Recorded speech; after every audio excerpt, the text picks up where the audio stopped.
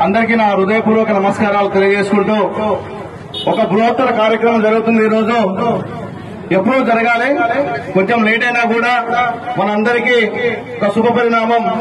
ఈ రోజు మన నాగార్జున సాగర్ నియోజకవర్గంలో ఆ రోజు ఉన్నటువంటి అణచివేత ధోరణికి మరియు బడుగు బలహీన వర్గాలు రాజకీయాల వైపు తొంగి చూడని పరిస్థితులలో 30 సంవత్సరాల క్రితమే ఒక బీసీ జెండా, ఒక బీసీలకు రాజకీయ దివిటిగా నిలిచినటువంటి గుండెమైన రామూర్తి యాదవ్ గారికి మనందరం ఒకసారి గట్టిగా చప్పట్లు కొట్టి ఆయనని స్మరించుకోవాల్సిందిగా కోరుచున్నాం.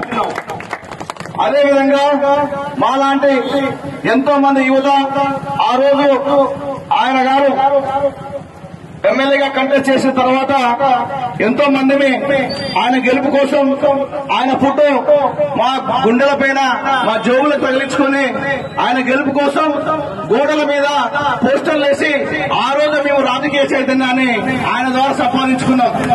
ఈ రోజు మేము సైతం ఈ సమాజం కోసం ఏదైనా చేయాలి, మన యొక్క బ్యాక్గ్రౌండ్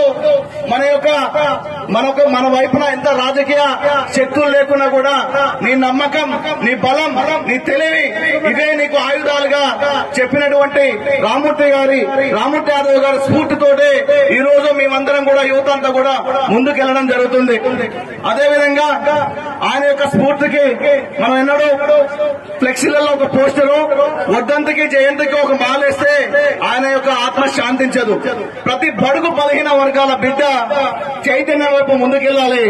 అదేవిధంగా మా ముద్దుల మామయ్యలు మన గుండెమైన కోటేశ్ యాదవ్ గారు, మరి నాగేష్ యాదవ్ గారికి వాళ్ళ యొక్క ప్రయాణం ఏదైనా గమ్యం మాత్రం ఒకటే, వాళ్ళు ఉన్నటువంటి రాజకీయ పార్టీలు తప్పకుండా వాళ్ళని గుర్తించి వాళ్ళకి తప్పకుండా అవకాశాలు కల్పించవలసిందిగా కోరుచున్నాను.